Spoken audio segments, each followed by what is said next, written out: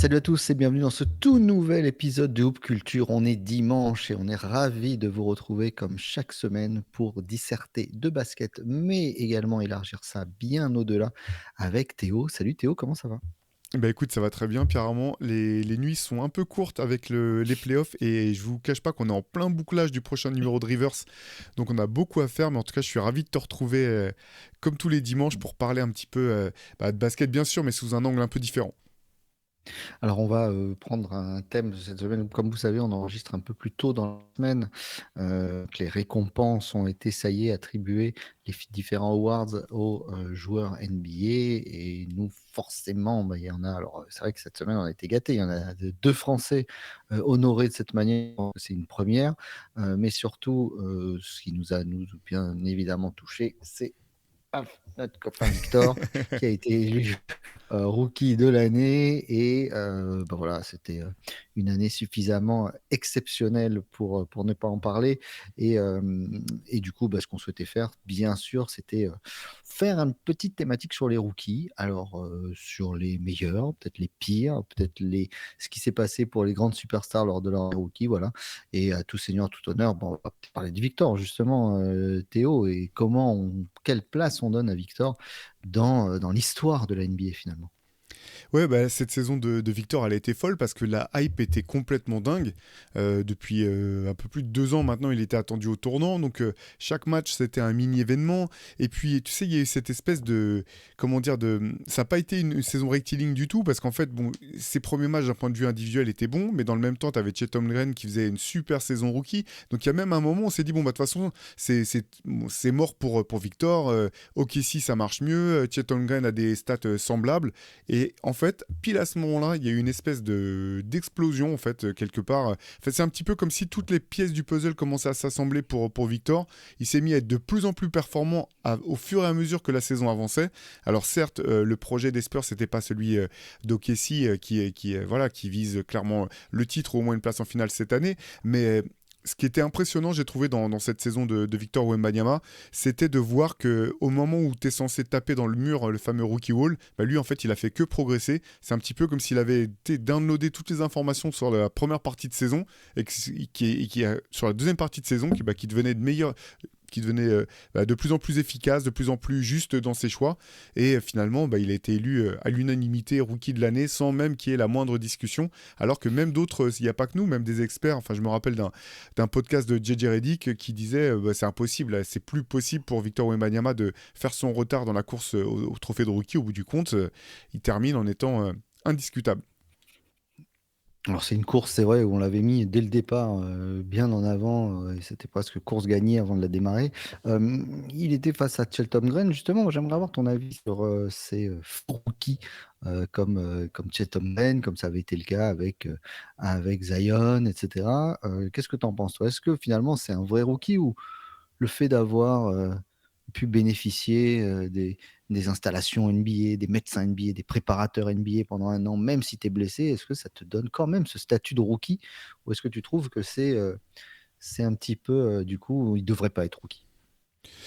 Écoute, je pense que c'est effectivement un petit peu un cheat code parce qu'effectivement, au-delà d'être déjà d'avoir le rythme, si tu peux voyager, enfin tout dépend du type de blessure, mais certains rookies même blessés voyagent, même font les road trips, etc. Donc tu es un petit peu habitué déjà à ce rythme de joueur professionnel, tu as tout l'encadrement, tu as accès effectivement à déjà du travail de vidéo, du travail spécifique à partir du moment où tu peux reprendre l'entraînement.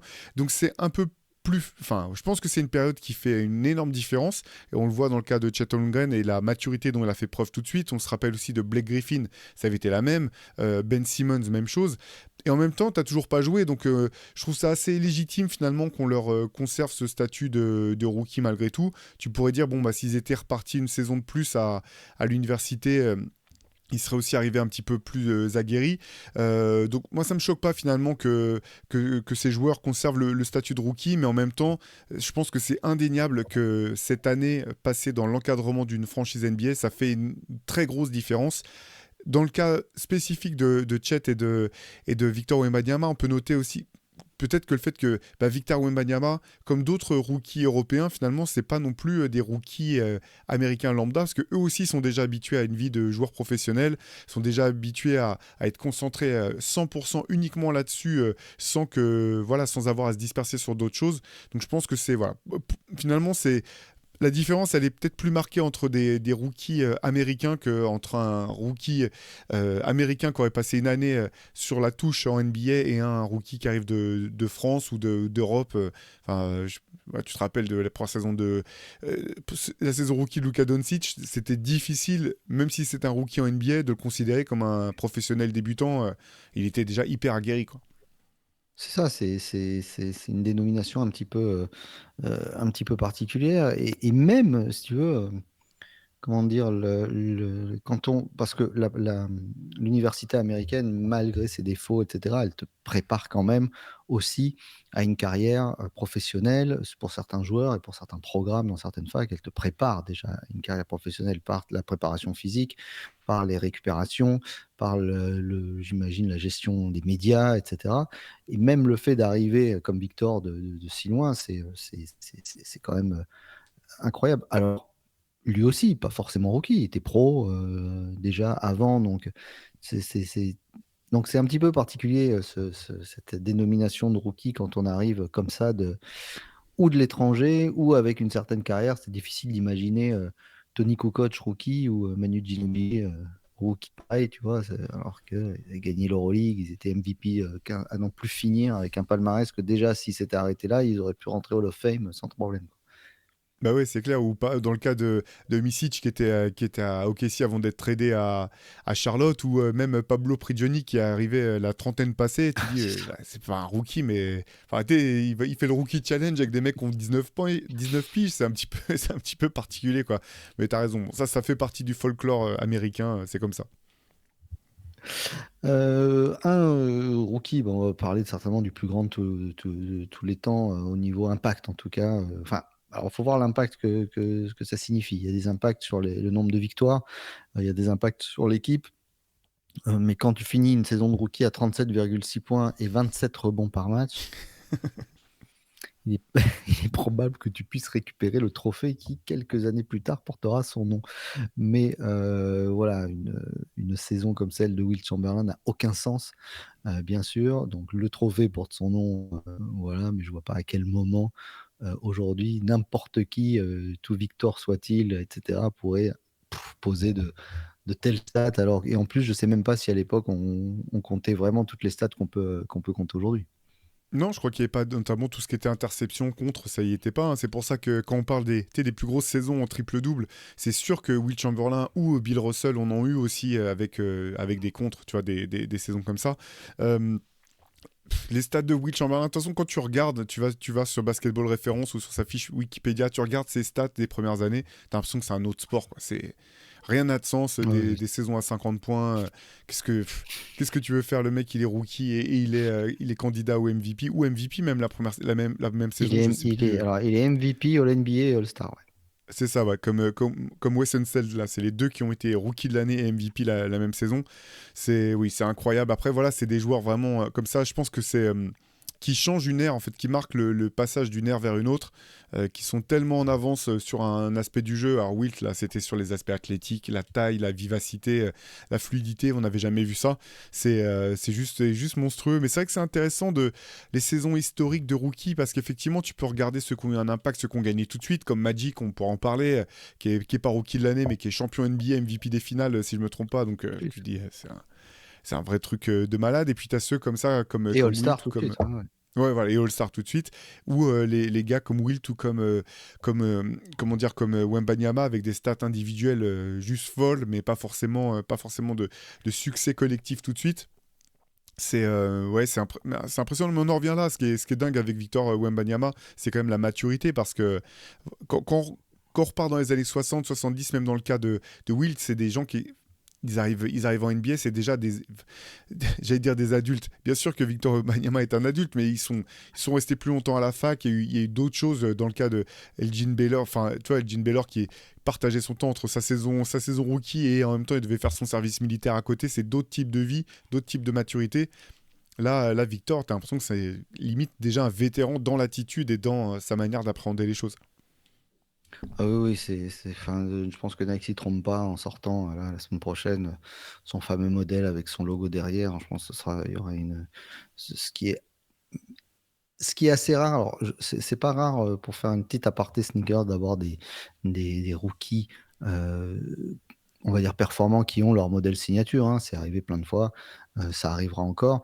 Mais c'est plutôt étonnant d'avoir finalement un équipementier qui sort une chaussure avec le logo d'un joueur en fin de saison comme ça, juste un one shot pour célébrer justement ce côté. Et puis la pub où on voit l'alien dessiné dans le champ avec le supporter des Spurs qui regarde incrédule une action qu'il vient de faire, ça c'est quand même une belle chose. On reste un petit peu avec les Spurs, on parlait de rookies et de rookies performants. Il faut savoir que David Robinson, lui, quand il arrive dans la saison 89-90, il est à 24,3 points, 12 rebonds, 2 passes. Il est All-NBA Third Team et All Defensive Second Team. Il est All-Star. Et surtout, son impact sur le winning percentage, plus 35 victoires sur l'année. Donc, on voit l'impact tout de suite. Et le plus proche de lui, c'est Tim Duncan en 97-98. Lui, il est carrément All-NBA, First Team, All-Star, et plus 36 de différentiel sur l'année. Tandis que Victor est à zéro. Ouais. C'est-à-dire qu'aucune victoire supplémentaire. Donc, c'est quand même un point essentiel quand on voit la saison qu'il fait et la place qu'il va garder dans l'histoire, l'impact qu'il met dans la tête des gens, alors que l'équipe a 0 match de gagné en plus. Ouais, c'est clair. Non, tu fais bien de le souligner. Et le contraste est intéressant. Alors, d'une part, tu te dis, bon, bah voilà, les Spurs, ils ont eu 3 fois le first pick. C'est chaque fois tombé la bonne année. Tu chopes Robinson, Duncan ou Mbanyama, tu peux difficilement espérer de faire mieux. À chaque fois, effectivement, des saisons. Enfin, qui est marquée par un titre de rookie de l'année. La grosse différence, c'est celle dont on venait de parler, c'est la différence d'âge. Robinson, il arrive en NBA, il a déjà 24 ans. Duncan, il a fait 3 ans à Wake Forest, si je me trompe pas. C'est déjà, voilà, ils arrivent, c'est des mecs matures. L'autre différence, c'est ils arrivent dans des équipes qui étaient prêtes à gagner. Voilà, les Spurs, on sait très bien quand Duncan, quand l'année où Duncan se présente à la draft, le projet, c'est pas forcément d'aller le chercher. Il y a un concours de circonstances, David Robinson qui se blesse, derrière les Spurs qui se dit bah, l'occasion est trop belle, ça sert à rien qu'ils reviennent, de toute façon on allait nulle part avec cette équipe, et qui font tout ce qu'il faut pour que Duncan tombe dans leur escarcelle. Et derrière, en fait, ils ont déjà une équipe qui est armée pour essayer d'aller loin, et d'ailleurs, un an plus tard, ils sont champions NBA. Donc alors que là, voilà, dans le cas de Victor, c'est intéressant ce que tu notes, c'est que c'était vraiment un projet, tu sens que c'était vraiment le projet année zéro. On veut voir ce qu'on a, on va mettre nos joueurs, on va les mettre dans des situations qui sont peut-être inconfortables ou qui nous permettront pas de gagner à court terme, mais on veut faire une espèce d'état des lieux du potentiel de chacun, et puis à partir de là, tranquillement, on va se mettre à construire, mais ils n'étaient pas du tout dans l'urgence dans l'urgence de résultats qui était la leur au moment où Robinson arrive ou au moment où Duncan arrive. Autre joueur qui a un énorme impact quand il arrive, c'est Larry Bird, puisque l'impact là sur les victoires est à plus 32. Il amène Boston à 61 victoires lors de son année rookie. Bon, il finit quatrième au classement MVP et il arrive à 40% à 3 points lors de son année rookie. Alors, le 3 points qui n'était pas ce qu'il est aujourd'hui, mais qui était une ligne qui était. Alors, honnêtement, je suis en train de me poser la question. Non, je crois pas qu'il y ait de ligne à 3 points en plus à Je cette crois que c'est la époque-là en première NCAA. année. Non, non, non, ils arrivent en NBA, c'est l'instauration de la ligne à 3 points, si je ne me trompe pas, la première saison de Bird et de Magic. Donc, lui, il l'a pas. Il l'a pas en Faudrait, faudrait, universitaire, faut- non. Il l'a pas à Non, il l'université. l'a pas. Donc, il se retrouve avec une ligne qu'il découvre. Il arrive à 40% à 3 points. Je pense. Alors bon, il est All NBA First Team cette année-là. Il est All Star. Bon, voilà. Et c'est vrai que cette comparaison avec Magic, puisque Magic est tout de suite lui champion, MVP des finales, fait que on oublie la saison rookie de Larry Bird. Non, mais t'as Ça n'a raison. aucun sens. Aucun sens. Il a plus de 21 points, 10 rebonds, 4 passes et demi. Euh, il- En gros, j'ai l'impression, tu sais, qu'un petit peu, alors je veux pas dire qu'on oublie qui est Larry Bird, mais ce qu'on oublie en fait, c'est que au sommet de sa gloire, en plein dans son prime, on en parlait comme du GOAT en fait. On se posait vraiment la question de savoir si c'était pas lui Ah le oui. GOAT. Et ça, j'ai l'impression qu'on l'a un petit peu perdu de vue. C'est pas pour dire je dis pas qu'il doit être placé au-dessus de Jordan ou de LeBron, mais en fait, on oublie un petit peu le statut qui a été le sien au moment de son prime, quand il gagne ses 3 titres de MVP de suite là.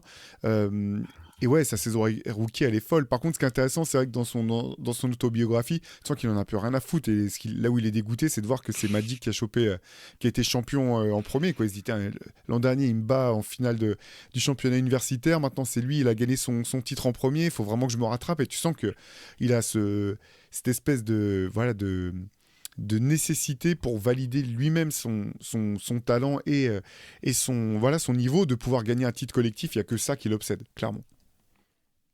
Alors c'est vrai qu'à l'époque, par contre, Magic, lui, il avait un coéquipier un petit peu qui prenait de la place, hein. Karim, c'était pas la même du côté de Boston, donc c'est vrai que Larry Bird avait un petit peu toutes les clés en main, un petit peu à la manière d'un certain Shaquille O'Neal qui arrive à Orlando en 92-93, qui pose 23 points, 14 rebonds, pratiquement 13,9 et 1,9 passes par match. Il est rookie de l'année, il est All-Star, plus 20 sur l'impact sur les victoires. Mais moi, dans mon souvenir, voilà, le premier rookie phénoménal dont je me rappelle, c'est-à-dire surmédiatisé, qui arrive, voilà, c'était lui. Non, mais on parle souvent de nos expériences perso, Théo. Moi, pour moi, si j'ai un rookie dont je me rappelle, c'est bien Shaq qui arrive. Alors, à l'époque, on n'était pas forcément dans la connaissance de ce fameux débat pour la Dream Team, pas la Dream Team, parce on n'avait pas accès à ces informations-là et on découvrait un petit peu les infos qui était Christian Leitner, pourquoi on voyait un Christian Leitner, comment dirais-je, dominant, champion universitaire, donc ça nous paraissait normal qu'il soit dans la Dream Team, mais finalement, il y avait eu ce débat sur chaque. Euh, et puis surtout, un personnage ultra attendu et qui répond aux attentes et de quelle manière, qui révolutionne un petit peu le jeu avec le retour. Enfin, c'était déjà encore des époques, mais on commençait à avoir des époques d'arrière. Et là, d'un coup, on se retrouve avec un pivot ultra dominant pour quelques petites années, quelques trimestres, on va dire. Bah ouais, c'est clair. Mais ceci dit, tu sais, moi je me rappelle avoir été déçu que ce soit pas Shaq quand même pour la Dream Team, alors que je commençais à suivre le basket. On en parlait, mais tu sais, ce qui est marrant avec le recul, c'est que c'était un petit peu, c'était comme, tu sais, les légendes urbaines, limite, quelqu'un te disait à l'oreille, oui, bah, il y a un gars qui s'appelle Shaquille O'Neal, il est très fort et tout. On n'avait pas d'image, on lisait ça dans des magazines, C'est ça. enfin, on n'avait aucune représentation. On présentait vaguement cette espèce de monstre athlétique, costaud, qui pouvait courir, etc. Et donc, je me rappelle quand même un petit peu de déception de se dire, ah bah, c'est Christian Laettner, bon, bah, ce qui était cool, hein, tu vois, je pensais que ça allait être un très bon pro. D'ailleurs, il a fait une carrière honorable, même si elle n'a pas du tout été à la hauteur de sa carrière universitaire. Mais par contre, durant la saison rookie, ouais, on voulait le voir, quoi. Ça, je me rappelle un petit peu du phénomène de foire qu'a été Shaquille O'Neal à l'époque, quoi. C'est vrai que c'était. Même si vous avez l'image de Shaq des Lakers en tête, allez voir des highlights de quand il était à Orlando. Ça reste un phénomène comme on n'en a quasiment jamais vu, en fait, sur la mobilité, la vivacité, le côté fun. Enfin, c'était vraiment un truc dingue. Et je me rappelle quand même de ce côté, ouais, on voulait le voir, quoi. On voulait le voir sur le terrain, voir ce qu'il allait pouvoir faire. Et c'est là que je te rejoins complètement, Pierre. C'était sur voilà, l'espèce d'attente qu'il y avait autour de Shaquille O'Neal et bah, qui a vite payé parce que finalement Orlando a vite été quand même compétitif. C'était une équipe jeune, excitante. Il y avait toute une hype autour de cette équipe. Il n'a pas déçu. Et puis, voilà. Bon, d'ailleurs, on reconnaît sa carrière, mais la saison rookie de Shaq, ouais, c'était quelque chose. Oui, c'est quand je disais un des premiers rookies dont on se rappelle, parce que ben, on trouvait son maillot dans tous les magasins. C'était un phénomène commercial également, ce grand sourire, ce personnage. Autre saison rookie plus qu'honorable, Michael Jordan, quand il arrive, il poste 28,2 points, 6,5 rebonds et 5,9 passes, qui est plus qu'honorable. Donc, rookie de l'année, All-NBA Second Team et All-Star. Un impact de plus 11 sur les victoires, mais un impact de plus 11 milliards sur tout ce qui amène après, parce que l'impact sur la ligue, sur le fait d'avoir amené le jeu beaucoup plus dans les airs et de confirmer ce qui commençait à se voir avec Julius Erving, etc. La révolution des contrats de sponsoring qui arrive, la fameuse signature avec Nike. Il faut savoir que c'est pas tant la signature avec Nike qui est révolutionnaire à ce moment-là, c'est le fait que dans son contrat, il touche sur chaque vente de chaussures. Ce qui ne se faisait jamais, ça n'existait pas. Ce qui se faisait, c'est d'avoir un simple contrat pour tant d'années, c'est 100 000 euros, 100 000 dollars l'année, point barre. Mais lui, et en plus c'est sa mère qui dit, il ne viendra pas s'il ne prend pas un pourcentage sur les ventes. Donc ça change tout, et ça a tout changé sur la suite. Donc cet impact-là, commercial, de hype sur la NBA, il est colossal, bien plus que, même si on peut en effet discuter sur le fait que c'est la rivalité Burn Magic qui relance la NBA, mais c'est surtout l'arrivée de Stern qui coïncide avec l'alignement des planètes et l'arrivée de Jordan là-dessus. Mais encore une fois, la saison de Jordan rookie, elle est incroyable. Il n'y a pas de débat sur le fait qu'il soit rookie de l'année. Mais c'est pas le rookie qui restera le plus dans l'histoire. Mais par contre, quelle arrivée, et c'est vraiment un débarquement en fanfare, on va dire. Oui, et puis c'est quand même.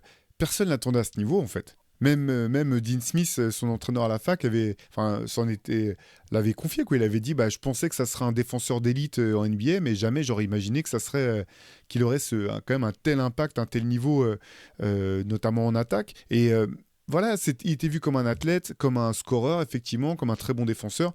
Mais même Chicago, je pense que même les Bulls, personne s'imaginait quand même que ça serait ce type de joueur, quoi. Je veux dire, tu parlais tout à l'heure des big men. À l'époque, c'était encore une ligue d'intérieur. Donc, une grosse partie de la hype était autour, et justifiée d'ailleurs, était autour d'Hakeem Olajuwon, qui a été lui aussi excellent. Mais finalement, Jordan n'était pas attendu à ce niveau-là. Et derrière, voilà, il change la donne, tu l'as dit, hein, sur le point de vue business, aussi une fois qu'il commence à performer, Chicago, c'est l'un des plus gros marchés en termes de médias aux États-Unis. Donc la machine se met en route. Il y a une espèce de machine médiatique qui se met en marche. Et derrière, lui, il répond sur le terrain. Chaque fois qu'il est là, les Bulls, oui, font les playoffs. Les Chicago, qui était quand même une équipe terrible, enfin catastrophique depuis des années et des années en NBA, qui avait pas vraiment d'identité, en tout cas, qui n'était pas considérée comme une équipe de winners. Et derrière, ça se met en place. Ouais, ces stats, quand même, tu vois, même en les re-regardant, moi, j'étais un petit peu étonné. Je me rappelais pas forcément qu'il avait déjà tourné à plus de 28 points de moyenne, plus de 50% de réussite au tir. Enfin, Ouais, ouais. faut voir la machine que ça a été dès le premier jour, quoi. Mais c'est intéressant ce que tu dis en parlant justement de l'impact sur Chicago, parce qu'on s'est rendu compte que, et on s'en rend compte encore aujourd'hui, hein, ces histoires de cet éternel débat. D'ailleurs, on fera peut-être un spécial, culture spéciale super team, ces additions de talent. Quand on repense au Chicago de 2014, 2015, et qu'on regarde le roster, on se rend compte que tout le monde a été drafté par Chicago.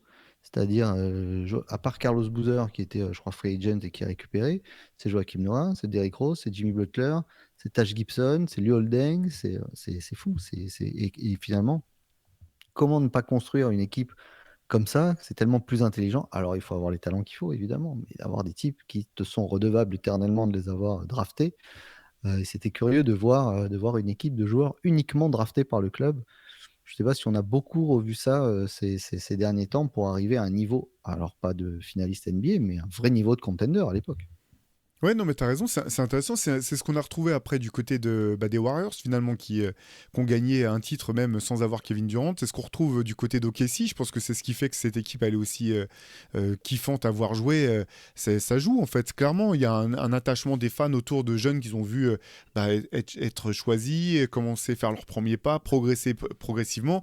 Et puis, dans le cas de l'équipe de Chicago dont tu parles, c'est aussi la bonne pioche de l'année où tu peux choper Derrick Rose, et que ça, Exactement. voilà, c'est espèce d'accélérateur de particules qui fait que derrière, tout peut prendre de la place et aller vers l'avant. C'est pour ça que cette équipe du Thunder, ça m'y fait penser, parce que C'est ça qui est super, quoi. Tu dis, c'est tous leurs jeunes à eux, sur qui ils ont misé, qui sont aujourd'hui en train de performer. C'est toujours, effectivement, je pense qu'il y a quand même un attachement qui est un peu différent. Quand tu as les super teams, moi, je suis pas opposé forcément au concept de super team. Tu as l'excitation du moment voilà, c'est un petit peu, je sais pas si tu te rappelles de ce dessin animé qui s'appelait Masque quand on était petit, Pierre Armand, là, où tu pouvais commander les super agents pour faire une mission d'élite, ou dans Mission Impossible, la série, pour le coup, pas les films avec Tom Cruise, là. Il y a un peu ça. Tu te dis, bah, qu'est-ce que ça va donner quand ils vont s'assembler? C'est incroyable. Mais t'as pas le côté, tu les as vus grandir petit à petit, et puis maintenant, tu espères qu'ils vont performer, quoi. C'est sûr que oui, c'est le fait d'être attaché à ton équipe, l'avoir grandir, c'est le principe de la continuité, hein. Il y a beaucoup d'équipes, ça marche dans tous les sports, hein. Dans le foot, c'est pareil. Les équipes montées de briques et de broc avec beaucoup d'argent, finalement, ça peut marcher, mais c'est vrai que on a vu ce qu'a fait Phoenix cette année. Tu sens que c'est un one shot et que c'est pas construire ça, c'est mettre, empiler des briques et espérer que le mur ne se casse pas la gueule trop vite, en tout cas. C'est ça. Euh, je vais te parler d'un certain Ray Félix. Est-ce que Ray Félix, ça te parle? J'ai peur de dire des bêtises. J'ai pensé à un joueur portoricain, mais je pense que c'est pas ça du tout, donc je t'écoute avant de Non, Ray m'afficher plus Félix, que c'est ça. rookie de l'année 1954, le premier joueur afro-américain à être rookie de l'année avec les Baltimore Bullets à l'époque. Une saison à 17 points, 13 rebonds, quelque chose d'honorable, mais un symbole fort, bien sûr, dans l'histoire de la Ligue. Euh, Après, il a décliné doucement, il sort de la Ligue, je crois, en 1962, il part à New York dans sa ville natale et il confirme jamais. Mais voilà, un symbole fort en le personnage de Ray Félix, rookie de l'année 1954, et le premier joueur afro-américain à avoir cet honneur. Bah, tu vois, j'avais oublié son nom en fait. Non, je pensais ça va jamais me revenir à un joueur portoricain qui avait fait très peur à Team USA une année, mais je vais pas retrouver le nom. Je vais m'afficher. Dans les rookies de l'année un peu pété, Malcolm Brandon, non? Qu'est-ce que tu pourrais Ouais, dire? bah c'est un bon joueur, mais c'est voilà, c'est comme disait Coluche, c'est les gars qui sont arrivés premiers dans un concours de circonstances, quoi. Tu sais, dans le même genre, tu Sur un pourrais sortir. malentendu, ça peut marcher. Ouais. Voilà, tu pourrais sortir Mike Miller qui avait été rookie de l'année principalement parce que Kenyon Martin s'était cassé la jambe. Voilà, tu arrives dans une classe de rookies un peu faiblarde comme ça, faut bien que quelqu'un chope le trophée, mais bon. Voilà, après, ça reste un joueur correct, un Malcolm Brogdon, mais effectivement, c'est pas dans ceux qui vont laisser des souvenirs mémorables pour leur saison rookie, en tout cas. Surtout dans une année où Dario Saric, je crois, et Joel Embiid avaient de bien meilleurs chiffres. Mais bon, peut-être c'était des années aussi où les Américains ils avaient du mal à lâcher leur awards à des joueurs étrangers. Ouais, bah pour Joel Embiid, il n'avait pas joué assez, quoi. Il est très peu joué. Donc Oui, il mais n'avait pas joué, ça, effectivement, bien sûr. tout le monde savait que c'était lui le meilleur, mais c'était pas. C'est vrai que voilà, c'est important quand même de jouer un certain nombre de matchs parce que après tout, si t'es le meilleur, enfin, ça reste la qualité première des athlètes, c'est celle de pouvoir être sur le terrain pour quand on a besoin d'eux. Donc c'était pas honteux, j'ai trouvé que Joel Embiid se fasse écarter de la course pour cette raison-là. Malheureusement, pour ces histoires de blessures, il est souvent écarté des courses. Espérons qu'il ne se blesse pas, mais que s'écarte des JO aussi, ce serait plutôt pas mal pour nous, en tout cas. On avait parlé de Michael Carter Williams dans nos coups d'un soir, on va dire. Ouais, Bon, il a quand même fait une belle saison sur l'année. Il n'y avait pas de contestation possible.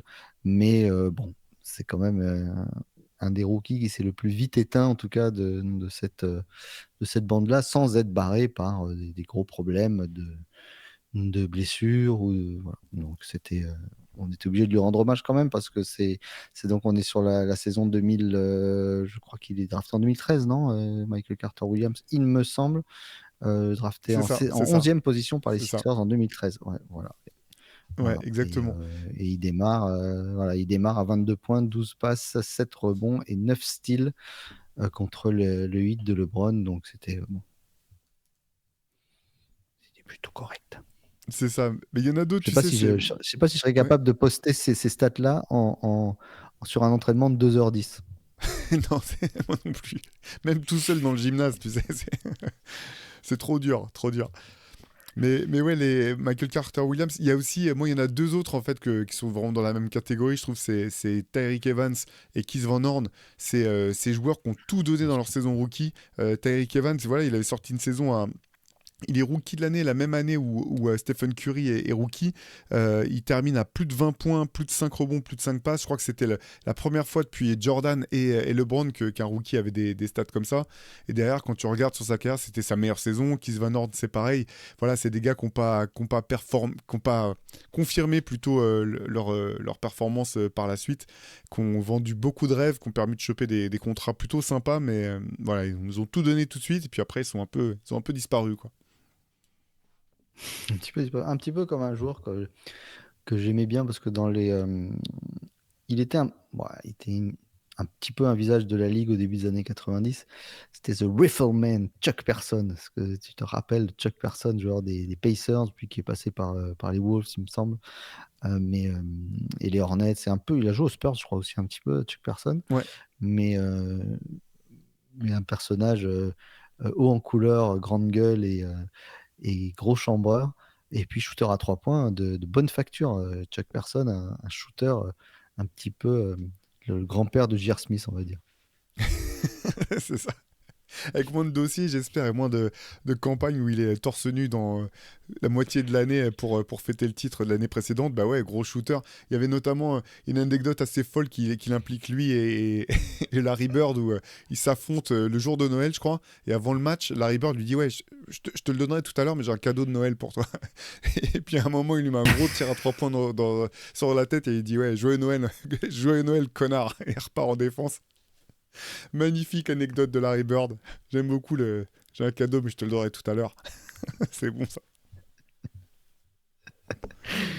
Un autre rookie alors qui a gardé, qui est resté dans le cœur de pas mal de gens parce qu'il y a beaucoup de gens qui commençaient à découvrir la NBA à ce moment-là. C'est le tout premier draft, tout premier, oui, le tout premier tour de draft, tout premier draft pick de l'histoire des Toronto Raptors. Damon Stoudemire, petit meneur de poche, gaucher, il me semble, très flashy, Ouais.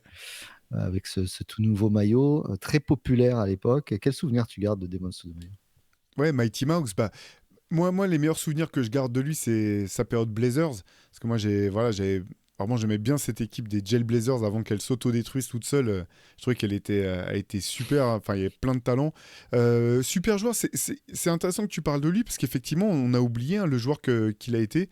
Euh, pour sa taille, ce qu'il était capable de faire sur un terrain, c'était vraiment un joueur très très, enfin ouais, un excellent joueur. C'est intéressant la carrière de coach qu'il est en train de faire. Il était parmi les assistants coach les plus recherchés, ou du moins ceux les plus prometteurs pour l'NBA. Finalement, il est reparti à la fac et il fait son après-carrière est vraiment intéressante aussi de son côté. C'est juste dommage, effectivement, c'est cette équipe de Portland qui était vouée à l'échec. Je pense qu'il y avait trop de gros tempéraments ou pas assez de cadre pour qu'elle puisse aller loin. Mais j'ai beaucoup aimé, ouais, notamment sa période de Blazers. Faut reconnaître que j'ai pas vu des tonnes de matchs non plus de l'époque Toronto. La franchise était toute jeune. Il y avait, tu voyais des bribes, ils n'étaient pas très forts. Mais à partir du moment où il a rejoint Portland, c'était vraiment, vraiment bien. Ouais. Alors avant que Malcolm Brandon, justement, remporte ce titre en étant un joueur de second tour de draft, il y en avait un autre qui a pendant longtemps a tenu cette particularité de ne pas être un lottery pick et d'être rookie de l'année. C'est un de tes consultants préférés de toute l'histoire qui dit que si tu as les mains en bas, tu vas perdre le ballon. Hands down, man down. Voilà. Ton cher Mark Jackson, qui est arrivé, donc drafté dans sa vie, dans son cocon, et qui fait quand même une saison rookie à plus de 10 passes par match, ce qui confirmait cette, cette. Alors, c'était pas une mode, mais cette particularité de meneur, un petit peu comme Asia Thomas à l'époque, pas de très grande taille, mais avec un basketball IQ complètement hors du commun, et une manière surtout, je pense qu'il y a peu de joueurs comme Mark Jackson qui étaient capables de gérer le tempo comme lui savait le faire. Ouais, C'est pour ça qu'Indiana Mm. était venu le chercher après. Ouais, ouais. Non, complètement. Bah, super meneur, l'un des meilleurs passeurs de l'histoire, tout simplement. Et puis, Bah, ouais, cette capacité aussi à faire du jeu posté pour un meneur, c'était pas si fréquent que ça. Voilà, notamment avec son époque à Indiana, tu le voyais dès qu'il avait un avantage, parce qu'il n'était pas très grand, mais il était vraiment costaud quand même. Il arrivait bien à jouer son post-up pour marquer avec la planche. Là, c'était un ouais. Je l'ai préféré comme joueur que comme consultant, je te le cache pas, voire que comme coach. C'était quand même pas le feu non plus. Mais Mark Jackson, ouais, ouais. Carrément. Et puis voilà, les New-Yorkais qui sont draftés à la maison, il n'y en a pas eu 50 non plus. Pour lui, ça a été plutôt pas mal, même s'il a dû ensuite partir pour trouver un peu plus de succès. Mais c'était belle histoire. Ah, il y a rien de mieux dans le storytelling d'un joueur qui se fait drafter chez lui, que ce soit LeBron, que ce soit, comment il s'appelle, Derrick Rose, etc. Si je vais te donner des stats rookies maintenant qui sont plus dans nos standards à nous, tu vois, si tu vois ce que je veux dire. Ça Nos promet. standards à nous sur un entraînement de 2h45 une fois de plus. Et tu vas essayer de me dire à qui ça correspond. Si je te dis 9,2 points, 2,6 rebonds, 4,3 passes sur sa saison rookie. Voilà. Hall of Famer.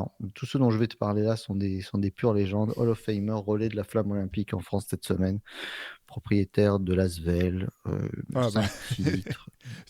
Tony Parker dans ce cas, c'est plus, c'est Enfin, plus 4. simple. Heureusement, t'es passé de, je sais C'est pas plus du tout de simple. qui il parle. Là, si je me trompe, je peux faire comme Giscard et dire, voilà, plier bagage face caméra avant de passer par la petite porte du fond. Voilà, c'est ça, c'est 4 titres, enfin 8 bagues, dont 4 que ses ex-femmes lui ont rendues. Voilà, donc c'est Tony Parker. Donc Tony Parker, pas une grosse saison rookie. Il y a ce qui fait que son explosion même si lors de sa saison rookie, cette année-là où il commence à être starter, mais d'où Ouais, sa progression est d'autant plus incroyable et son côté underrated a été encore plus exponentiel cette année-là, puisque bah, forcément les rageux commentateurs US tels qu'on les connaît sont donnés à corps joint, hein, on va dire. Mais voilà, Tony Parker, pas une grosse saison rookie, pas énorme. non, bah, statistiquement non, mais c'est vrai que pour nous c'était fou en fait ce qu'on imagine. On savait même pas s'il allait jouer du tout, hein. Il était tout jeune, 19 ans, il se retrouve titulaire. Et puis en playoff, il fait des perfs quand même. Enfin, moi je me rappellerai toujours de cette fameuse série contre les Sonics, là où il fait sauter Gary Payton en l'air sur ses petites feintes dans la raquette. C'était quand même une saison rookie extraordinaire. Alors elle n'est pas du niveau de quelqu'un qui va être rookie de l'année, bien sûr, mais par contre, à l'échelle de la France et à l'échelle même du basket européen, c'était quelque chose même pas, j'allais dire inattendu, mais d'inespéré en fait. On n'imaginait même pas que ça soit possible qu'il puisse partir, qu'il soit titulaire, qu'il ait du temps de jeu toute l'année, qu'il continue à jouer en playoff. Donc ouais, saison pleine pour Tony Parker, même si effectivement c'est pas des stats de rookie de l'année, on est d'accord. Allez, un autre, je vais te donner des indices, t'inquiète pas. Il joue 77 matchs et il en démarre 65 lors de sa saison rookie. En 2009-2010, 8,6 points, 2,9 rebonds, 0,7 passes par match du côté de Toronto, un de mes joueurs favoris. Du côté de Toronto, attends, tu m'as dit en quelle Que année là, Shai attends. Mamou, que Shai Mamou souhaite 2009-2010, que Shai Mamou souhaiterait voir arriver. Il a dit son nom l'autre jour pour faire une sorte d'upgrade pour le Magic d'Orlando, puisque lui est obsédé en tant que joueur de l'OM par le mythe du grand attaquant, donc un grand attaquant. Je suis À perdu là, Toronto, du, qui est co- passé. du Voilà, bah, côté. après, je vais te dire, il est passé après par les Spurs. Il est passé, et là, il est à Chicago, numéro 11. Tu m'as tout donné, sauf que là, les playoffs m'ont tué, Pierre Armand. Je vois pas du tout de qui il s'agit. Le me- Ah, c'est Desmar le DeRozan, meilleur bien sûr. copain Mais oui, Desmar De Kyle DeRozan. Lowry. Voilà. Mais oui, voilà. Désolé. Faille Voilà, mentale c'est totale. une timide saison une timide saison pour un attaquant de sa trempe voilà, qui a pris confiance. Alors, les rageux, ok, sauf en playoff, on a compris l'histoire. Il n'est pas en playoff, Demar DeRozan, il est tout pourri en playoff. On le sait, on le sait. C'est une blessure pour moi aussi. Mais voilà, quand même un All-Star incontournable et une figure de la Ligue magnifique. La seule chose dont on peut lui en vouloir, c'est d'avoir fait mal à ce pauvre Bilal Koulibaly, ce qui est tellement pas dans ses standards en plus de faire mal à un joueur. Il paraît d'ailleurs que si vous voyez, je vous conseille d'aller écouter la super interview de Bilal chez les copains de First Team. Il est même pas allé s'excuser en plus, ce qui m'étonne vraiment de la part du bonhomme parce que c'est pas son genre. Ouais, bizarre. Bizarre. Mais ce que tu as raison de le souligner, c'est quelqu'un qui est apprécié tout autour de la ligue et comme étant hyper classe. L'un des premiers aussi qui a ouvert, qui a attiré l'attention sur les problèmes de santé mentale en NBA. Enfin, je pense que c'est lui et Kevin Love les premiers vraiment à s'en être ouverts de cette manière-là et avoir été entendus. Parce que s'il faut remonter sur cette question-là, je pense que Meta World Peace a été un pionnier en fait. C'est un des premiers vraiment à parler de ce genre de choses. Mais à l'époque, on le prenait un petit peu, on se disait ouais, mais il est fou. Et on rigolait un petit peu de ce qu'il racontait. Mais Demar DeRozan, ouais, a eu un rôle important là-dedans. Oui, tu as raison sur l'action avec Bilal, geste un peu incompréhensible, attitude étrange. Euh, Finalement, tu sais, Demar DeRozan, j'étais pas fan. Je crois que j'apprécie plus sa deuxième partie de carrière que le moment où il était peut-être dans son prime. Là, je me régale sur des aspects Mm. techniques. Là, son jeu d'appui est phénoménal. C'est un vrai plaisir de le voir là-dedans. Et puis le personnage est classe, quoi, comme tu disais. Alors je pense on l'a plus apprécié sa deuxième partie de carrière parce que Kobe est parti. Parce que c'était vraiment finalement c'était un joueur qui jouait un petit peu pareil. Et donc on a plus apprécié DeMar DeRozan puisqu'il prenait, ça aurait pu être un héritier naturel un petit peu de Kobe. Un autre joueur que tu aimes beaucoup, Théo. Écoute bien une saison rookie un peu foireuse. 42 matchs, 0 en tant que titulaire. 2,6 points et 1 rebond 3 par match. On reste aux Bulls. On reste sur le 30e pick de la draft 2011. Tu l'aimes beaucoup. Mais Joachim vraiment, Noah. genre beaucoup. Et il Non, a tu m'as dit. Oui. Non, tu m'as et dit 30e, son pas du tout. Pas du et tout son Joachim et Noah, pardon. ouais, ouais, 30e en 2011. Et récemment, son président lui a dit, quand on n'est pas sur le terrain, on ferme sa gueule. Pardon, Jimmy Butler, je suis complètement à la masse. Tu me dis les années, en plus, ça peut jamais être Joachim Noah. Donc, bien sûr, c'est Jimmy Butler, rentré par la toute petite porte, sorti par la grande, Toute petite porte. en la claquant Ah, à toujours pas plusieurs sorti. reprises. Oui. Je parlais des Bulls, je parlais des Wolves et des Sixers. Chaque fois, il est rentré par la petite porte, mais il est ressorti par la grande, ouais. Ouais, mais on lui rouvre apparemment. On reparle de lui aux Sixers éventuellement. Qu'est-ce que t'en penses de ça, toi? T'aimerais le voir? Tu veux le voir rester à Miami ou t'aimerais le. Bah, il y a cette espèce de bromance entre Joel Embiid et lui, tu dis, enfin, depuis tout ce temps, mais je sais pas, je serais étonné quand même que. Bah, voilà, après, Miami va devoir se poser des questions sérieuses en termes de salariat, de salaire, de contrat, etc. Donc, je pense que c'est déjà de la pré-négociation. Non, moi, je serais déçu qu'il quitte Miami. Après, moi, je suis pas. C'est vrai qu'on va peut-être me traiter de basket X, mais moi je suis pas fan hardcore d'une franchise à la vie à la mort. Il y a des franchises pour qui j'ai un coup, voilà, il y a une place un peu particulière dans mon cœur, c'est le cas des Bulls. Mais les années où les Bulls ont des équipes qui me plaisent pas, bon, bah, je suis pas à fond derrière eux. Ce que j'aime dans cette équipe de Miami, c'est les joueurs qui la composent. Et Jimmy Butler est l'une des principales raisons pour laquelle j'aime cette équipe, cet état d'esprit avec le coach Eric Spoelstra. Mais non, j'espère bien sûr que pour le coup, qu'il restera à Miami, qu'ils arriveront enfin à recruter un petit peu autour. Et est-ce que Pat Riley a eu raison de le recadrer? Ouais, c'est marrant. Tu sais, ça faisait un petit peu aussi deux gars qui sont habitués à se balancer des trucs et là qu'ils le font par presse interposée, mais ça faisait pas si sérieux que ça, quoi. C'est marrant. Après, bon, Pat Riley, c'est un Je pense OG, que comme on dit. c'est un Audi et puis c'est les gars qui montrent que l'organisation, voilà, c'est au-delà d'un joueur. Puis c'est pas très respectueux de dire, alors que les autres se sont cassés le cul pour essayer de jouer contre une équipe injouable, de dire si j'avais été là, ça serait passé tranquille. Bien Voilà, sûr. moi, je serais un coéquipier un petit peu avec un ego un peu surdimensionné. Je dirais, attends, mec, vraiment, en effet, ferme ta gueule. Mais bon. Un qui n'a pas fermé sa gueule et qui s'est accroché 65 matchs lors de sa saison rookie, 2 en tant que titulaire, 3,3 points, un rebond par match. Double MVP. Un des Double meilleurs passeurs de MVP. l'histoire. Ah, double ou triple MVP? Shaquille O'Neal n'a Ah, pas avalé double. double. Shaq n'a pas avalé un de ses titres MVP. Ah, Steve Nash. Steve Nash, exactement. Steve Nash, exactement. Donc, vraiment l'exemple même de la résilience et du fait qu'il faut savoir s'accrocher. 15e choix de la draft en 96. Euh, voilà. Et un début de carrière compliqué et difficile. Encore une fois, non pas par un manque de talent, mais par un manque peut-être de confiance qu'on lui donnait et par une difficulté à s'acclimater au jeu NBA, un jeu NBA qui l'a grandement aidé à révolutionner par la suite. C'est ça qui est beau avec Steve Nash.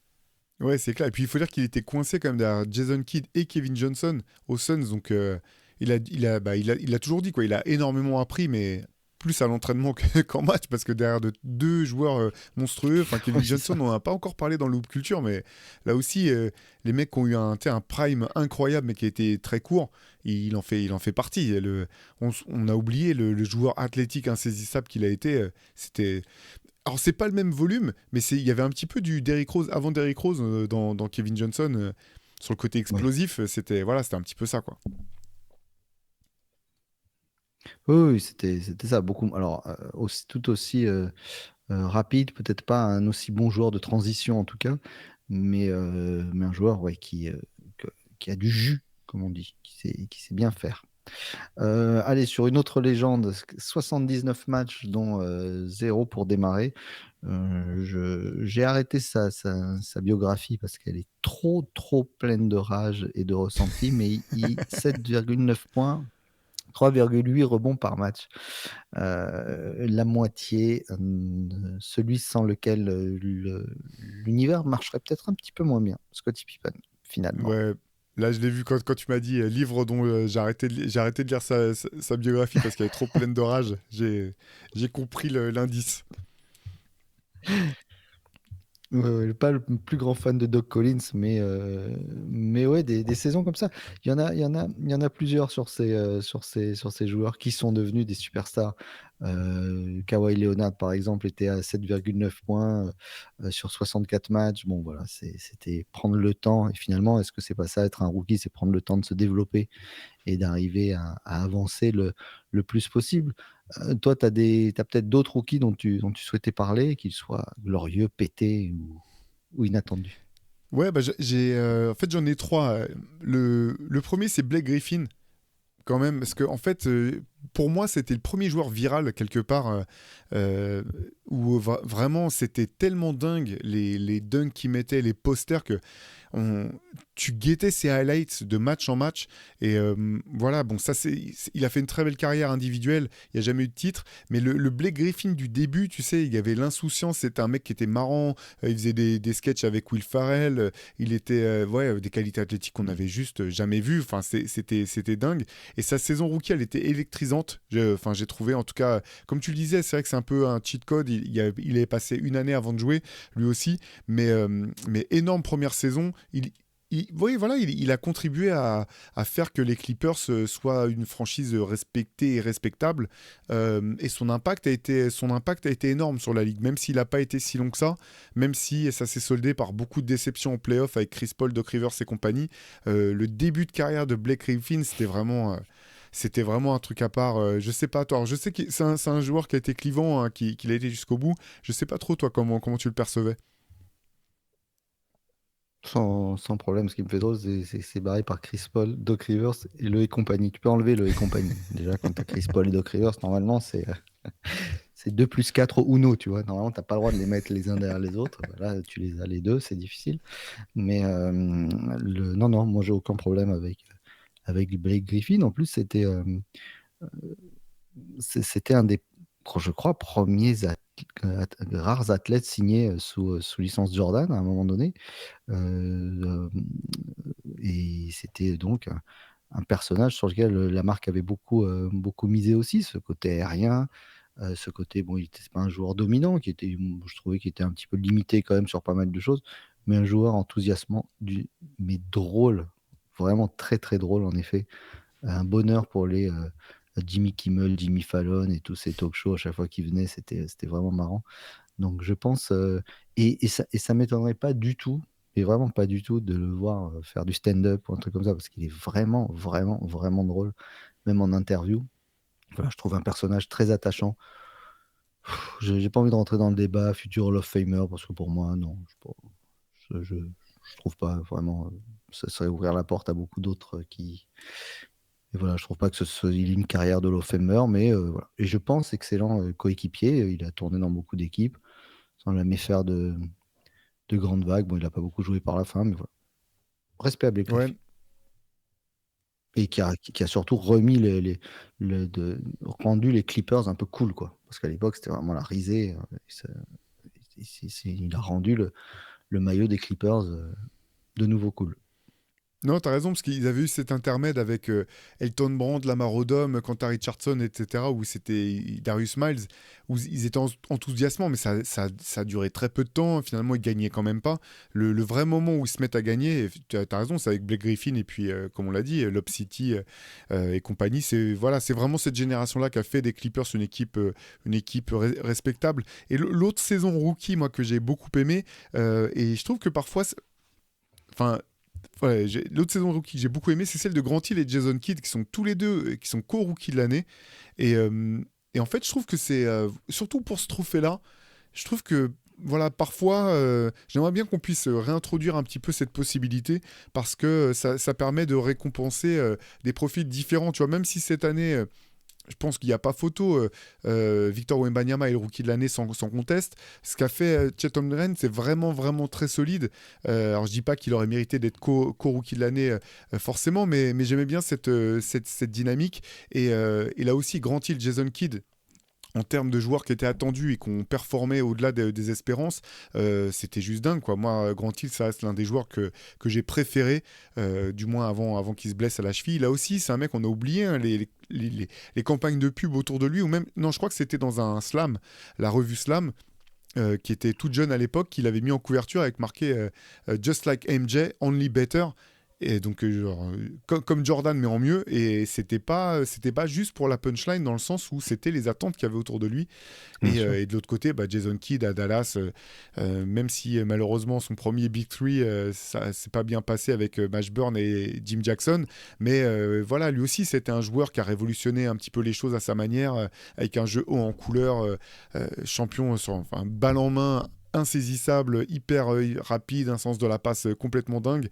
Voilà, leur co-saison de rookie de l'année, je l'avais trouvé hyper rafraîchissante. Ah ouais, c'était rare. Puis surtout, ne pas savoir départager deux joueurs sur un All-Star Game, sur une série, c'est une chose, mais sur une 82 matchs, c'était pas simple. Donc ça, ils ont dû se casser la tête. Et en effet, c'était une bonne idée de faire ça. Mais moi, je suis d'accord avec toi, Chet Holmgren, on va dire sur cette saison à part, s'il joue les 10 dernières en tant que rookie, je pense qu'il n'y a pas une saison où il n'est pas rookie de l'année, tu vois. Ce qu'il fait, c'est juste, moi j'ai adoré ce joueur. Alors certes, il est dans la bonne équipe au bon moment, une équipe qui lui permet de briller, qui joue vite, qui joue pile pour lui. Mais ouais, je suis assez admiratif et on dit que Victor a su assumer la hype. Moi, je trouve que lui, il l'a assumé aussi, parce que n'oublie pas qu'il avait balancé qui sera le meilleur joueur, je sais pas quoi. Il disait c'est moi. Bon, c'est pas lui, mais voilà, je pense qu'aujourd'hui, on peut, si tu dis qui je prends pour reconstruire une équipe, voilà, ça peut être un personnage, intéressant. Ouais. Carrément. C'est clair. On va peut-être On va peut-être passer à nos rubriques. On a parlé de pas mal de rookies. N'hésitez pas, hein, on a dû en oublier certains. On a peut-être pas assez développé d'autres. N'hésitez pas à nous dire dans les commentaires, comme toujours, ce que vous en pensez. Vous avez toujours des avis pertinents. La semaine dernière, je me suis fait éclater parce que j'ai dit que c'était un upset, le Philadelphie New York. Donc voilà, apparemment, je peux m'être trompé. Je ne pense, j'ai mon avis, mais vos avis à vous, Et on a continué avec certains à discuter directement sur Insta en message privé. Et vos avis sont toujours pertinents. Et j'avoue que vos avis se valaient également sur le fait que ça n'était pas un upset. Moi, j'ai mon avis, vous avez le vôtre, mais il est, encore une fois, souvent excellent. Et nous, il nous apporte plein de trucs. Et il nous apprend également plein de choses. Donc, on adore. Théo, avant de parler de tes coups de cœur, j'ai cru comprendre que tu en avais gros sur la patatas. Ouais, alors, comment dire, c'est pas souvent, mais là, j'ai un coup de gueule quand même, parce qu'en fait, c'est là aussi, je pense que c'est surtout parce que je suis vieux en fait. C'est ça la plus grosse partie du coup de gueule, c'est que je suis vieux et que je me sens vieux. C'est que j'ai essayé de suivre le bif actuel dont tu as forcément entendu parler entre Drake et Kendrick Lamar. Les mecs ont sorti à peu près 72 titres en l'espace de 4 jours, 4 jours et une matinée. J'ai essayé d'écouter les trucs, j'ai lu les paroles, j'ai lu certains débriefs, etc. Là où je me sens vieux au bout du compte, Pierre Ramon, mais je suis curieux d'avoir ton avis, c'est que surtout j'ai trouvé les morceaux chiants en fait. Je les ai trouvés chiants à écouter. Il y en a un qui m'a un peu plus plu que les autres, je sais même plus lequel, un de Kendrick avec une super belle prod de The Alchemist. Et l'une des grosses différences, c'est que j'ai l'impression que j'ai envie de leur dire, mais les gars, mais envoyez-vous des DM là, gardez-nous en dehors de vos histoires. Parce que autant, alors moi j'aimais plutôt bien le principe de battle dans les hip-hop, il y en a qui sont mémorables, etc. Mais c'était quand même plus basé sur le fait de comparer son talent à celui des autres que d'aller sortir des dossiers et d'aller balancer des infos personnelles sur ah mais toi t'as une fille qui est cachée, ah mais je t'ai fait croire que j'avais une fille qui est cachée, en fait c'était un piège pour que tu tombes dedans. T'as l'impression que c'est des enfantillages de collège au mieux. Et je trouve ça assez fatigant, assez triste et bah, j'espère aussi que ça prendra pas de tournure trop dramatique parce que bah, je suis aussi assez vieux pour me rappeler de circonstances où ça s'est très mal terminé. Voilà, je souhaite pas du tout ni à Kendrick ni à Drake que ça prenne le tournant que ça a pu prendre pour Tupac ou Biggie qui ont été quand même fauchés en plein milieu de leur vingtaine. On se rendait pas forcément compte à l'époque de la jeunesse qu'avaient ces gars-là. Je trouve ça très immature et encore une fois, si ça donnait lieu à des morceaux de qualité quelque part, je comprendrais un peu mieux. Là, je trouve ça vraiment chiant. Oui, non, mais et puis c'est d'autant plus naze que, alors sans faire en effet, on est vieux, mais sans faire les vieux cons. Avant, tu avais un qui faisait un morceau, l'autre il répondait, mais il répondait sous 6 mois, quoi. Donc ça avait le temps de mûrir, le temps d'enregistrer un truc, comme tu dis, de qualité. Euh, Là, c'est bon. L'autre, il dit je du rentre le lundi. Lundi à 16h, l'autre il dit ah oui, mais toi, tu as du 43, mais tu pues des pieds. Et l'autre à 19h, c'est mais peut-être que je pue des pieds, mais mes chaussures, c'est pas des Cortez et elles sont mieux que les tiennes parce que Nike qui m'ont filé. Et l'autre il gueule, sa femme, pas sa femme, ses enfants, pas ses enfants. Et en effet, c'est bon, je pense que. Et puis, alors, au milieu, tu as genre Rick Ross qui est là, qui en rajoute des caisses. Ils essayent tous d'y participer de loin, pas de loin. C'est des histoires finalement. Ton disque, il s'est pas vendu. Enfin, bon, les gars, le meilleur moyen de se répondre l'un à l'autre, c'est de sortir un disque encore meilleur que l'autre et pas des morceaux où on s'insulte et tout. Là, on dirait Antoine Pimel et Théo samedi matin. C'est ridicule. Ça me saoule. Ça y est, c'est Pierre Armand qui tire à balles réelles là. Attends. On va te préparer un CQFR demain, tu vas voir un petit peu ce que tu vas apprendre, Pierre. Avec des pistolets à eau. Voilà, c'est Avec des ça. pistolets à eau.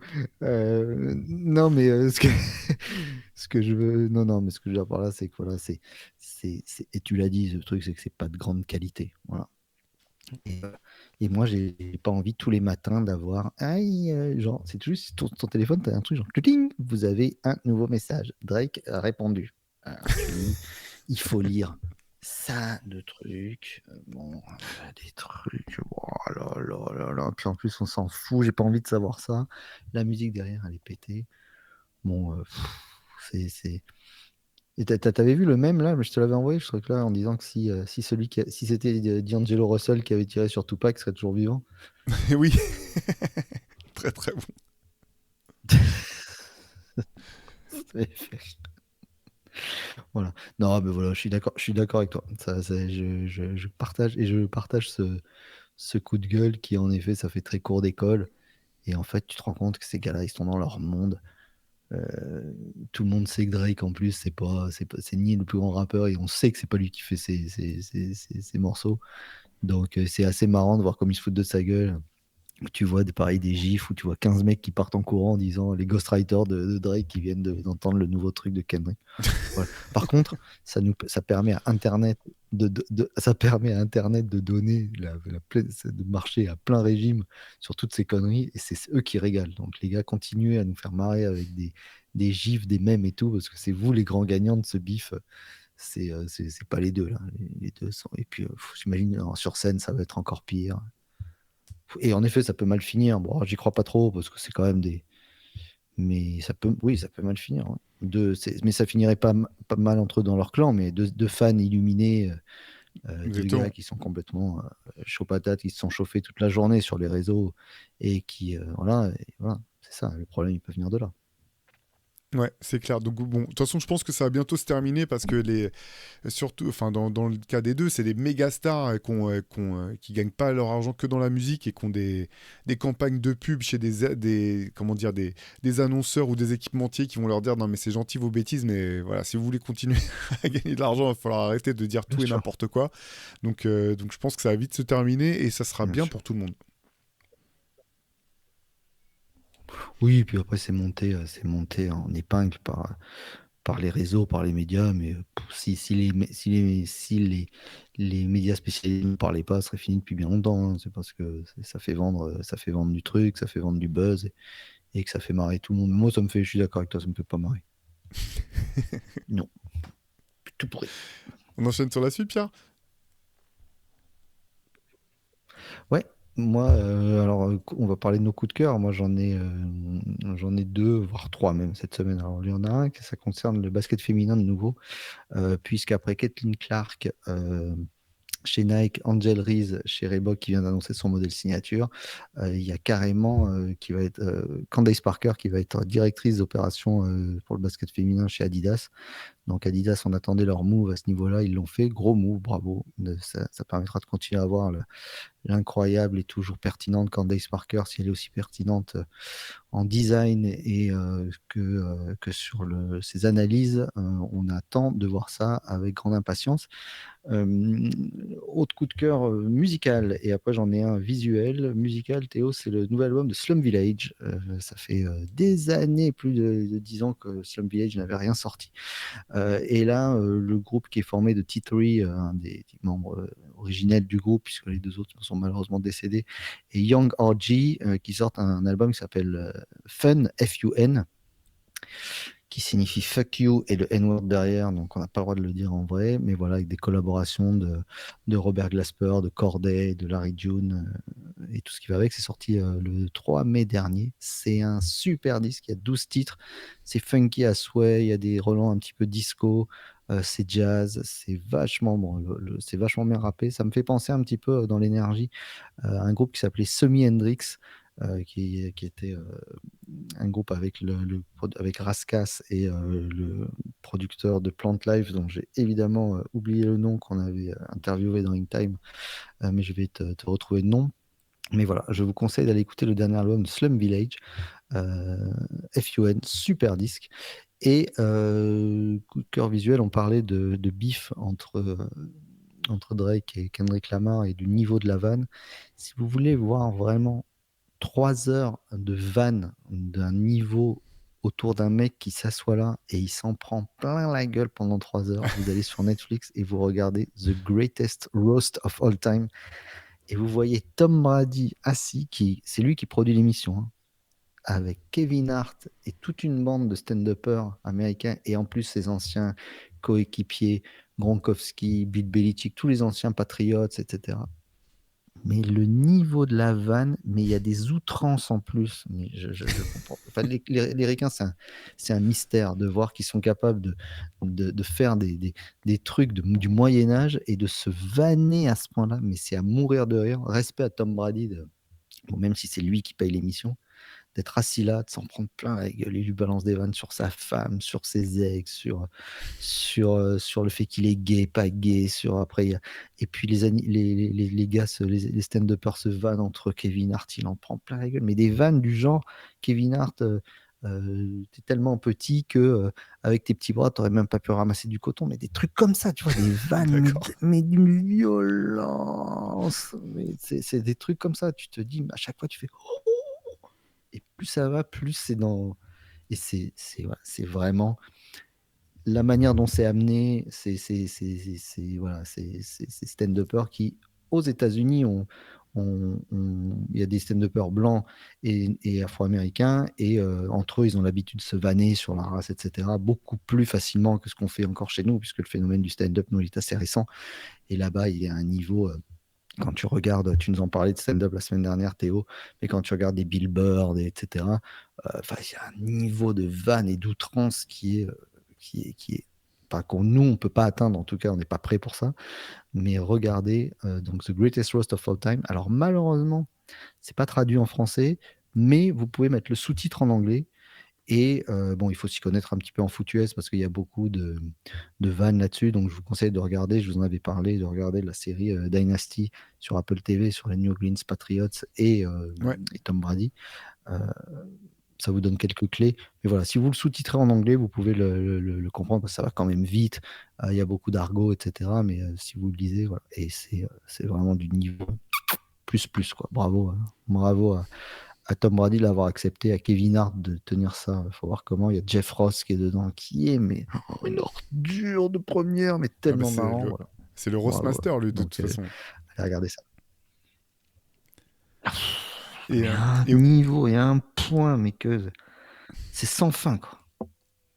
il me semble qu'il est disponible ou qu'il sera bientôt disponible sur Netflix. Parce que il me semble qu'il était. Voilà, c'est passé en live même sur Netflix, si je Ça ne me y est, trompe pas. il est là. Donc voilà, bah, je vais aller me regarder ça. Effectivement, j'avais vu Ah les ouais, c'était annonces en chez, direct. chez Jimmy Kimmel. Là, ça avait l'air excellent. Ouais. Et c'est une machine à laver, hein. C'est un grand 8 permanent. C'est-à-dire qu'il faut s'asseoir, il faut le regarder en 3 fois parce que ça, ça n'arrête pas. On est fatigué pour ce pauvre Tom Brady. Pas ce pauvre Tom Brady, j'exagère, mais on est fatigué Ça- pour lui. moi, du côté de mes coups de cœur, je suis resté dans la thématique rookie. Alors, j'en ai deux en fait, parce qu'ils sont encore en playoff et je les trouve incroyables en playoff. Le premier, on en a beaucoup parlé aujourd'hui, c'est Chet Holmgren. Euh, Finalement, on oublie même encore que c'est un rookie. Ses stats en playoff là sont incroyables dans une équipe qui est de plus en plus, enfin voilà, qui vise le titre. En ce moment, il a 16 points de moyenne. euh, 16 points de moyenne je te retrouve ça, 8 rebonds, presque 50% de réussite au tir. Voilà, je le trouve incroyable de sérénité et de sérieux. Et l'autre dont je suis archi fan, c'est Derek Lively des Mavs. Voilà, pareil, au-delà du talent, au-delà du niveau, c'est la maturité des deux gamins quoi, que je trouve dingue. Lively, là, bah, c'est quasiment l'un des joueurs majeurs, du moins les plus, pas majeurs, mais les plus importants de cette équipe de Dallas, si elle veut aller loin, et une équipe qui est vraiment kiffante à voir jouer. J'adore le profil des deux. Je pense que voilà, le meilleur est à venir pour chacun d'entre eux. Mais pour revenir sur Holmgren, ouais, vraiment le potentiel est juste dingue. Et si c'est juste pas de bol, en fait, il est tombé sur la génération de Wembanyama, parce que sinon c'est lui qu'on traiterait d'alien, enfin dans le bon Ah sens oui. du terme. Enfin, on dirait mais c'est pas possible de faire cette taille-là, de mettre autant de contres, de tirer autant à 3 points, d'être aussi bon dans le jeu. Voilà. Et pour finir sur Holmgren, ce que j'aime bien, c'est qu'il a une vraie attitude. Tu sais, comme disent les Américains, il y a du fuck you en lui. Euh, voilà, c'est un mec qui a envie d'en découdre et Ah oui. j'aime beaucoup voilà, l'attitude des deux, je la trouve super. Ah ouais, et puis ça nous laisse augurer des séries et une rivalité à l'Ouest entre les deux là, absolument géniale. Et des confrontations chaque année qui vont être super. Mais tu parlais de rookie, quand j'aurais dû commencer ma présentation du documentaire, enfin du truc sur Tom Brady comme ça, c'est que c'est quand même le GOAT en NFL, alors qu'il avait été drafté 199e et que il était censé ne jamais jouer. Il bénéficie de la blessure du pauvre Drew Bledsoe, qui était la star des Patriots à l'époque, incontestable, et une star locale pour prendre sa place, et cette fameuse phrase qui est allé voir le propriétaire des Patriots, Robert Kraft, en disant Je suis le premier jour en disant je suis la meilleure décision de l'histoire de cette franchise, alors que celui 199e, il se fout de sa gueule en disant que là, il était sur scène et que c'est la première fois qu'il monte aussi vite sur scène parce que le jour de sa draft, il a attendu 4 jours. Donc voilà, parce que les drafts NFL, c'est sur une semaine pratiquement, c'est interminable. Donc c'est les gamins, ils attendent le coup de fil, ils peuvent attendre le coup de fil 4 5 jours. C'est clair. Et qu'est-ce qu'alors on va passer à nos reliques? Ouais. Écoute, bah, je suis resté dans la thématique. Alors c'est de la musique, j'ai deux disques. Je suis resté sur la thématique rookie des premiers albums qui ont changé la donne. Alors je vais commencer par voilà, le plus célèbre, le moins surprenant des deux, je pense, Pierre Armand. C'est voilà, premier album du Wu-Tang, Enter the Wu-Tang de 36 Chambers, sorti en 93. Donc on vient Bien tout sûr. juste de fêter les 30 ans de ce disque.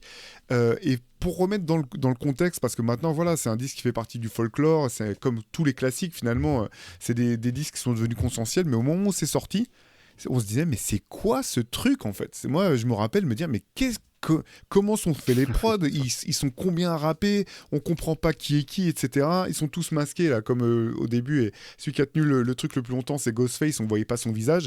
Et, euh, et voilà, disques qui ont complètement changé la donne. Euh, Derrière, ça a lancé, il y a eu tous les albums solo à succès des membres du groupe. Il y a eu ce succès planétaire complètement dingue, là où je pense qu'aujourd'hui encore, où le Wu-Tang est un des groupes les plus connus à travers le monde. Mais voilà, au moment où ça sort en 93, on se demande quand même ce que c'est que ce truc. Et il y a, tu sais, parfois quand tu manges un plat que t'es pas habitué, tu vois, tu vas dans un autre pays, c'est une saveur qui est tellement étonnante que au début tu sais pas si t'aimes ou pas, mais tu peux pas t'empêcher de continuer à manger tellement c'est nouveau. Et après tu dis ah, c'est le meilleur plat que j'ai jamais mangé de ma vie. Moi c'était ça pour le Wu-Tang parce que les mecs rappaient super bien, mais les prods c'était vraiment bizarre. Ils avaient leur délire de Shaolin, voilà, de films de kung-fu. Révolution littéralement, voilà. Et ce qu'il faut, là aussi, ce qu'on a oublié un petit peu dans le jeu, enfin, maintenant, c'est que ça n'a pas été un succès instantané en fait, et il a bien fallu 1 an et demi, voire même la sortie de l'album de Method Man, qui a été le premier à sortir son album solo, pour que ça devienne un phénomène. Mais au début, c'était vraiment un groupe underground new-yorkais parmi les autres, avec un truc qui tuait, mais c'était pas du tout, personne n'imaginait que Complètement. que ça aurait cette résonance à travers le monde. Donc voilà, c'est Wu-Tang. Et le deuxième, qui est un de mes 10 préférés, Pierre, et que j'ai sous deux formes, c'est le premier album de Black Moon. Voilà, l'un de mes groupes préférés, l'un de mes albums préférés, Enter the Stage. Et au-delà de la qualité de ce disque, c'est pour moi le disque qui a remis New York sur la carte, parce qu'on était en pleine domination de la côte ouest avec Dre, The Chronic, Snoop, etc. Et avant Wu-Tang, juste avant Wu-Tang, avant Nas, avant Biggie, c'est pour moi Black Moon, le premier groupe de New York qui a contribué à changer un petit peu la donne, rétablir l'équilibre avec voilà, les prods sont incroyables. Buckshot a été le rappeur avec la casquette verte, l'un de mes rappeurs préférés pendant des années et des années. C'est un disque que j'adore et je l'ai sous une autre forme et c'est celle-là que je voulais te montrer, sorti il y a quelques années sous forme d'un box set complètement dingue. Voilà, je vous laisse apprécier le volume du machin. Et dedans, tu as le disque qui est sous trois formes différentes. Tu as l'album classique, le, le morceau Slave qui n'apparaissait que sur le CD à l'époque et a été rajouté dans le vinyle. Et tu as une version instrumentale avec tous les instrumentaux de l'album. Et tu as une version qui est sans doute la plus kiffante, je pense, pour de nombreux. C'est ceux avec les remixes et les inédits, parce que Black Moon avait la particularité sur tous leurs maxi, il y avait des remixes et des inédits complètement dingues. Et là, ils sont compilés sur un même disque. Donc voilà, c'est un objet que je trouve magnifique qui est accompagné d'un livret aussi dans lequel on retrouve les paroles des morceaux. Il y a des interviews des musiciens, donc Buckshot, le rappeur principal, Evil D, le DJ producteur, et 5FT, le deuxième rappeur qui fait principalement les backs et qui apparaît sur certains morceaux. Superbe objet, voilà, que je suis très fier de C'est posséder. super. Et Black Moon, un des groupes dont je suis le plus fier, le plus fan, pardon, et je passe un bonjour à mon pote Romain, qui est sans doute le deuxième plus grand fan de ce groupe, avec qui on a passé de nombreuses soirées à parler du fait que c'est un groupe qui devrait être plus connu que ce qu'il était. Voilà, voilà ma relique de la semaine, Pierre. Avec un beau maillot des Suns en couverture, même si on ne sait pas de quel joueur il s'agissait, mais beau maillot des Suns. Ouais. C'était Barclay. sur C'était la Barclay. Il y a sleeve, d'autres sur le photos, c'est maillot c'est votre sur Barclay, ouais. sur l'album. Ah, c'est Barclay? D'accord. C'est très joli morceau. Moi, j'ai ma relique, c'est un. Tu sais que je suis attaché à chaque fois à avoir les t-shirts des champions NBA. Et là, bah, je vais te montrer celui des champions 1992. Et la question que je vais te poser, c'est sur cette relique, qui est donc une relique d'époque. C'est de me trouver le rookie de cette équipe championne en 1992 et éventuellement de me nommer l'ensemble de l'équipe. Je te mets Waouh, Larry sur ici. Si tu peux me nommer tout le monde, tu es un champion. alors vas-y, il y a Bill Cartwright, Horace Grant, Jordan, bien sûr, Phil Jackson, Scottie Pippen, Scott Williams, Craig Hodges, John Paxson, euh, B.J. Armstrong. Qui est-ce qui me manque Qui est-ce qui me manque Tiens, et il m'en manque. Est-ce que j'ai donné le rookie ou pas Bien sûr, Luc Longley. Pas Luc Longley, pardon. Qu'est-ce que je raconte celui avec qui Jordan s'est battu. Will Perdue, pardon. Will Will Perdue, bien Perdue. sûr. Ouais. Et alors, il doit m'en manquer un ou deux, je En bas, pense. tu as en bas Vas-y, je t'écoute. Bobby Hansen à côté de B.J. Armstrong. Ah ouais, je l'avais pas du tout, tu Tu as vois. Ouais. Bobby Hansen à côté de B.J. Armstrong. Tu as Stacey King Qui est ici rookie. même C'est lui le tout en rookie, hein, haut. non? Et donc, qui est le rookie des Bulls cette Stacey année-là? King, non? Non, le Non? rookie, tiens, Ah, c'est. il est là. Eh ben oui, Scott Williams, c'est C'est l'un de mes défenseurs préférés. Scott Williams. J'adorais ce, ouais, j'adorais ce Et joueur. c'est pour ça. C'est pour ça que je t'ai sorti ce t-shirt, parce que je sais que tu adorais ce joueur. Et donc, je t'ai sorti le t-shirt de la saison rookie de Scott Williams, ce qui n'était pas, ce qui n'est pas la pire manière de terminer une année rookie. C'est clair, bah, magnifique. Et celui-là, encore, il est d'époque. Et donc là, c'est un truc que tu as chiné par la suite. C'est toujours la question que je te pose, mais À l'époque. Non, non, ça, c'est acheté à l'époque. Ouais. C'est donc cette incroyable. marque Salem Ah oui. qui est là, qui distribuait ça. Et lui, oui, il est sorti quelques jours après le titre. 91-92. Incroyable, Back to incroyable. back. Voilà, bravo, tu as trouvé le rookie. On va refermer là-dessus, Pierre, du coup, je pense. On vous retrouve dès la semaine prochaine. Voilà, nous, entre-temps, on va finir ce nouveau Rivers. Vous en saurez bientôt beaucoup plus sur ce qu'on vous concocte pour la suite. Vous avez vu, de toute façon, les playoffs, on continue à suivre ça tous les matins dans le CQFR. Pour le dimanche, on vous concocte, on vous prépare des belles choses avec Pierre Armand. On espère que vous kiffez les playoffs autant que nous en ce moment. Les nuits sont courtes, mais c'est le moment qu'on préfère, donc on va pas se plaindre. Et puis, on vous dit à très vite. À bientôt, Pierre. Salut à tous.